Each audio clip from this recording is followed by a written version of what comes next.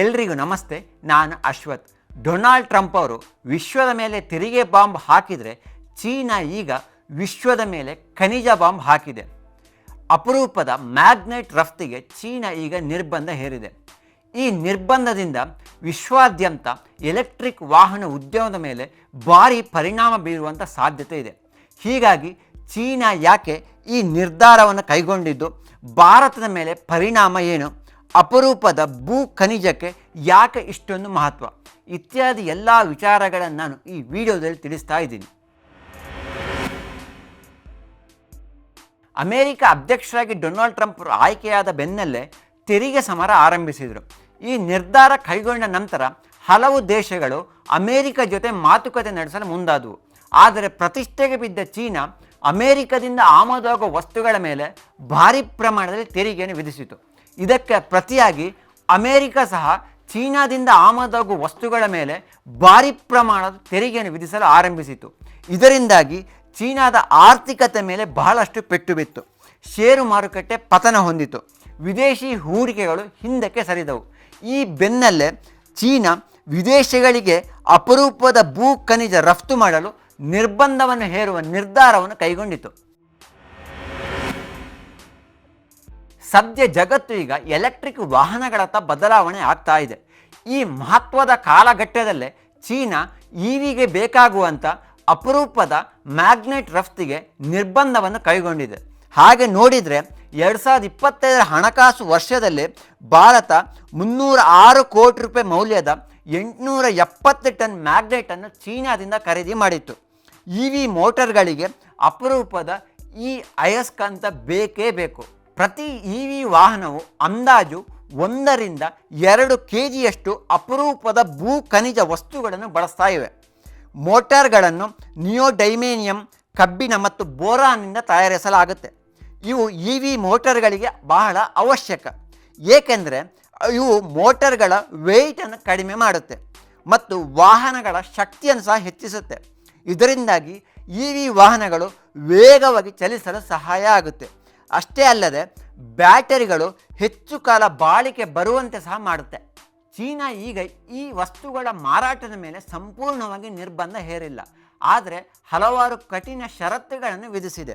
ಮುಖ್ಯವಾಗಿ ಪ್ರತಿ ಕಂಪನಿ ಎಷ್ಟು ಪ್ರಮಾಣದ ಮ್ಯಾಗ್ನೆಟನ್ನು ಬಳಕೆ ಮಾಡುತ್ತೆ ಅಂತ ಹೇಳಬೇಕು ಅಂತ ಸೂಚಿಸಿದೆ. ಅಷ್ಟೇ ಅಲ್ಲದೆ ಈ ಶಿಪ್ಮೆಂಟ್ಗಳು ಚೀನಿ ಎಂಬೆಸಿಯಿಂದನೇ ಕ್ಲಿಯರ್ ಆಗಬೇಕಾಗತ್ತೆ. ಈಗಾಗಲೇ 30ಕ್ಕೂ ಹೆಚ್ಚು ಅಪ್ಲಿಕೇಶನ್ಗಳು ಈಗಾಗಲೇ ಪೆಂಡಿಂಗ್ನಲ್ಲಿದೆ. ಒಂದು ವೇಳೆ ಈ ಅರ್ಜಿಗಳು ಇತ್ಯರ್ಥ ಆಗದೇ ಇದ್ದರೆ ಬಹಳಷ್ಟು ಸಮಸ್ಯೆ ಆಗುವಂಥ ಸಾಧ್ಯತೆ ಇದೆ. ಭಾರತದಲ್ಲಿ ಈಗ ಇವಿ ದ್ವಿಚಕ್ರ ವಾಹನಗಳ ಕ್ರಾಂತಿ ಆರಂಭವಾಗಿದೆ. ಒಂದು ವೇಳೆ ಚೀನಾದಿಂದ ಮ್ಯಾಗ್ನೆಟ್ ಬಾರದೇ ಇದ್ದರೆ ಜುಲೈನಲ್ಲೇ ಪ್ರೊಡಕ್ಷನ್ ಸ್ಟಾಪ್ ಆಗ್ಬೋದು ಅಂತ ಈ ಕ್ಷೇತ್ರದ ತಜ್ಞರು ಈಗಾಗಲೇ ಎಚ್ಚರಿಕೆ ನೀಡಿದ್ದಾರೆ.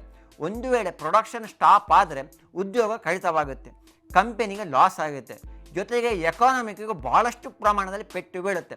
ಒಟ್ಟಿನಲ್ಲಿ ಚೈನ್ಸ್ ಆಫ್ ಸಮಸ್ಯೆಗಳು ಸೃಷ್ಟಿಯಾಗ್ತಾನೇ ಹೋಗ್ತವೆ. ನೀವು ಶಾಲೆಯಲ್ಲಿ ರಸಾಯನಶಾಸ್ತ್ರ ಓದುವಾಗ ಪೀರಿಯಾಡಿಕ್ ಟೇಬಲ್ ಅಥವಾ ಆವರ್ತಕ ಕೋಷ್ಟಕದ ಬಗ್ಗೆ ನೀವು ಓದಿರ್ಬೋದು.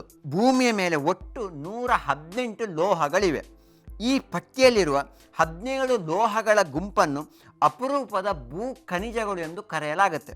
ಈ ಖನಿಜ ನಿಕ್ಷೇಪಗಳು ವಿಶ್ವದ ಕೆಲ ದೇಶಗಳಲ್ಲಿ ಮಾತ್ರ ಲಭ್ಯ ಇದೆ. ಈ ಖನಿಜಗಳು ವಿಶಿಷ್ಟ ಕಾಂತೀಯ ಮತ್ತು ವಾಹಕ ಗುಣಲಕ್ಷಣಗಳನ್ನು ಹೊಂದಿರುವುದರಿಂದ ಇವು ಬಹಳಷ್ಟು ಮೌಲ್ಯಯುತವಾದ ಲೋಹಗಳು ಎಂದೇ ಪರಿಗಣನೆ ಮಾಡಲಾಗುತ್ತೆ. ಯುನೈಟೆಡ್ ಸ್ಟೇಟ್ಸ್ ಜಿಯೋಲಾಜಿಕಲ್ ಸರ್ವೆ ಪ್ರಕಾರ 2024ರಲ್ಲಿ ವಿಶ್ವದಲ್ಲಿ 3,90,000 ಮೆಟ್ರಿಕ್ ಟನ್ ಅಪರೂಪದ ಭೂ ಖನಿಜವನ್ನು ಉತ್ಪಾದನೆ ಮಾಡಲಾಗಿದೆ. ಈ ಪೈಕಿ ಚೀನಾ ಒಂದೇ 2,70,000 ಮೆಟ್ರಿಕ್ ಟನ್ ಉತ್ಪಾದನೆ ಮಾಡಿದೆ. ಅಂದರೆ 70% ಉತ್ಪಾದನೆ ಚೀನಾ ಒಂದೇ ಮಾಡಿದೆ. ಭಾರತ ಒಟ್ಟು 2,900 ಟನ್ ಉತ್ಪಾದನೆ ಮಾಡಿದೆ. ಇಲ್ಲಿ ಉತ್ಪಾದನೆ ಮಾಡುವುದು ಮಾತ್ರ ಮುಖ್ಯವಲ್ಲ, ಉತ್ಪಾದನೆ ಮಾಡಿದ ನಂತರ ಸಂಸ್ಕರಣೆ ಮಾಡಿದ ನಂತರ ಎಷ್ಟು ಪ್ರಮಾಣದ ಖನಿಜ ಲಭ್ಯವಿದೆ ಅನ್ನೋದು ಮುಖ್ಯವಾಗುತ್ತೆ. ಚೀನಾ ಸಂಸ್ಕರಿತ ಖನಿಜದಲ್ಲಿ ಚೀನಾದ ಪಾಲು 90% ಹೀಗಾಗಿ ಇಡೀ ವಿಶ್ವವೇ ಈ ಅಪರೂಪದ ಭೂ ಖನಿಜದ ವಿಚಾರದಲ್ಲಿ ಚೀನಾ ಒಂದನ್ನೇ ಅವಲಂಬಿಸಿದೆ. ಹೌದು, ಚೀನಾ ಯಾಕೆ ಸಂಸ್ಕರಣೆ ಮಾಡುತ್ತೆ, ಬೇರೆ ದೇಶಗಳು ಯಾಕೆ ಸಂಸ್ಕರಣೆ ಮಾಡಲ್ಲ ಅಂತ ನೀವು ಕೇಳ್ಬೋದು. ಈ ಸಂಸ್ಕರಣಾ ಪ್ರಕ್ರಿಯೆಯಲ್ಲಿ ಭಾರಿ ಪ್ರಮಾಣದಲ್ಲಿ ರಾಸಾಯನಿಕವನ್ನು ಬಳಕೆ ಮಾಡಲಾಗುತ್ತೆ. ನಂತರ ಖನಿಜವನ್ನು ಬೇರ್ಪಡಿಸಲಾಗುತ್ತೆ. ಇದೊಂದು ಬಹಳ ಜಟಿಲವಾದ ಪ್ರಕ್ರಿಯೆ. ಈ ಪ್ರಕ್ರಿಯೆಯಿಂದ ಪರಿಸರಕ್ಕೆ ಬಹಳಷ್ಟು ಹಾನಿಯಾಗುತ್ತೆ.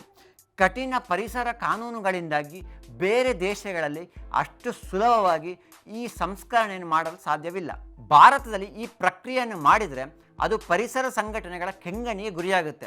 ನಂತರ ಇದು ನ್ಯಾಷನಲ್ ಗ್ರೀನ್ ಟ್ರಿಬ್ಯುನಲ್ಗೆ ಹೋದರೆ ಆ ಕಂಪನಿಯೇ ಬಂದಾಗುವ ಸಾಧ್ಯತೆ ಇದೆ. ಇದಕ್ಕೊಂದು ಉದಾಹರಣೆ ಕೊಡ್ತೀನಿ. 2018ರಲ್ಲಿ ತಮಿಳುನಾಡಿನಲ್ಲಿ ವೇದಾಂತ ತಾಮ್ರ ಘಟಕವನ್ನು ಬಂದ್ ಮಾಡಲಾಗಿತ್ತು. ಈ ಘಟಕ ತೆರೆಯಲು ಸುಪ್ರೀಂ ಕೋರ್ಟ್ ಇನ್ನೂ ಅನುಮತಿ ಸಹ ನೀಡಿಲ್ಲ. ಈ ಘಟಕ ಮುಚ್ಚಿದ್ರಿಂದ ಭಾರತದ ಆರ್ಥಿಕತೆಗೆ ಒಟ್ಟು 14,749 ಕೋಟಿ ರೂಪಾಯಿ ನಷ್ಟ ಆಗಿದ್ದು, ಆರ್ಥಿಕತೆಗೆ ಮತ್ತು ತಾಮ್ರ ಪೂರೈಕೆ ಮೇಲೆ ಭಾರಿ ಪರಿಣಾಮವನ್ನು ಬೀರಿದೆ. ಆದರೆ ಚೀನಾದಲ್ಲಿ ಈ ಪರಿಸರ ಕಾನೂನುಗಳಿಗೆ ಜಾಸ್ತಿ ತಲೆ ಕೆಡಿಸಿಕೊಂಡಿಲ್ಲ. ಹೀಗಾಗಿ 90ರ ದಶಕದಿಂದಲೇ ಚೀನಾ ಇವುಗಳ ಮೇಲೆ ಭಾರಿ ಹೂಡಿಕೆ ಮಾಡಿದ್ದರಿಂದ ಈಗ ನಂಬರ್ 1 ಸ್ಥಾನವನ್ನು ಅಲಂಕರಿಸಿದೆ. ಕಚ್ಚಾ ತೈಲ ಉತ್ಪಾದನೆ ಮಾಡುವ ದೇಶಗಳು ತೈಲವನ್ನು ಹೇಗೆ ಶಸ್ತ್ರಾಸ್ತ್ರವನ್ನಾಗಿ ಬಳಕೆ ಮಾಡಿದೆಯೋ ಅದೇ ರೀತಿಯಾಗಿ ಚೀನಾ ಈಗ ರೇರ್ ಅರ್ತ್ ಮಿನರಲ್ಸನ್ನು ಶಸ್ತ್ರಾಸ್ತ್ರವನ್ನಾಗಿ ಬಳಕೆ ಮಾಡಲು ಮುಂದಾಗ್ತಾ ಇದೆ. ಇವಿಗೆ ಮಾತ್ರ ಅಲ್ಲ, ಈ ಅಪರೂಪದ ಭೂ ಖನಿಜಗಳು ಮಿಲಿಟರಿ ಉಪಕರಣಗಳು, ಡ್ರೋನ್, ಲೇಸರ್ಗಳು, ಗಾಜು, ಡೇಟಾ ಹೆಚ್ಚು ಸಂಗ್ರಹಿಸಲು ಕಂಪ್ಯೂಟರ್ ಲ್ಯಾಪ್ಟಾಪ್ನಲ್ಲಿ ಬಳಸುವಂಥ ಹಾರ್ಡ್ ಡಿಸ್ಕ್ ಡ್ರೈವ್ಗಳು, MRI scanner, audio device, wind turbine generator ಸೇರಿದಂತೆ ಹಲವು ವಸ್ತುಗಳಲ್ಲಿ ಅಪರೂಪದ ಖನಿಜಗಳನ್ನು ಬಳಕೆ ಮಾಡಲಾಗುತ್ತೆ. ಅದಕ್ಕಾಗಿಯೇ ಇತ್ತೀಚಿನ ದಿನಗಳಲ್ಲಿ ಅಪರೂಪದ ಖನಿಜಗಳನ್ನು ನ್ಯೂ ಆಯಿಲ್ ಎಂದೇ ಕರೆಯಲಾಗುತ್ತೆ. ಭಾರತದಲ್ಲಿ ಯಾವಾಗ ಮುಂಗಾರು ಚುರುಕಾಗುತ್ತೋ ಆ ಹಣಕಾಸು ವರ್ಷದಲ್ಲಿ ವಾಹನಗಳು ಹೆಚ್ಚಿನ ಪ್ರಮಾಣದಲ್ಲಿ ಮಾರಾಟ ಆಗುತ್ತೆ. ಒಂದು ವೇಳೆ ಚೀನಾದಿಂದ ಅಪರೂಪದ ಮ್ಯಾಗ್ನೆಟ್ ಬಾರದೆ ಇದ್ದರೆ ಭಾರತದ ಆಟೋಮೊಬೈಲ್ ಕ್ಷೇತ್ರದ ಮೇಲೆ ಬಹಳಷ್ಟು ಪರಿಣಾಮ ಬೀರುವಂಥ ಸಾಧ್ಯತೆ ಇದೆ. ಈ ಕಾರಣಕ್ಕಾಗಿ ಈ ಕ್ಷೇತ್ರದವರು ಈಗಾಗಲೇ ಸರ್ಕಾರವನ್ನು ಒತ್ತಾಯಿಸಿವೆ. ಹೀಗಾಗಿ ಸರ್ಕಾರ ಈಗ ಚೀನಾ ಜೊತೆ ಮಾತುಕತೆ ನಡೆಸ್ತಾ ಇದೆ. ಇದರ ಜೊತೆ Bharat, Kazakhstan, Kyrgyz republic, Tajikistan, ತುರ್ಕಮೆನಿಸ್ತಾನ್, Uzbekistan ಜೊತೆ ಈ ವಿಚಾರ ಸಂಬಂಧ ಮಾತುಕತೆ ಸಹ ನಡೆಸ್ತಾ ಇದೆ. ಸರ್ಕಾರಿ ಸ್ವಾಮ್ಯದ ರೇರ್ ಅರ್ತ್ ಲಿಮಿಟೆಡ್ ಕಂಪನಿ ಭಾರತದಲ್ಲಿ ಅಪರೂಪದ ಭೂ ಖನಿಜ ಗಣಿಗಾರಿಕೆಯನ್ನು ಮಾಡ್ತಾ ಇದೆ. ಈ ಗಣಿಗಾರಿಕೆಯಿಂದ ಬಂದಂಥ ವಸ್ತುಗಳು ರಕ್ಷಣೆ ಮತ್ತು ಪರಮಾಣು ಕ್ಷೇತ್ರಕ್ಕೆ ಹೆಚ್ಚಿನ ಪ್ರಮಾಣದಲ್ಲಿ ವಿನಿಯೋಗ ಆಗ್ತಾ ಇದೆ. ಆಟೋಮೊಬೈಲ್ ಮತ್ತು ಬೇರೆ ಕೈಗಾರಿಕೆಗಳಿಗೆ ಚೀನಾದಿಂದನೇ ಹೆಚ್ಚಿನ ಪ್ರಮಾಣದಲ್ಲಿ ಅಪರೂಪದ ಭೂ ಖನಿಜ ವಸ್ತುಗಳು ಬರ್ತಾ ಇದೆ.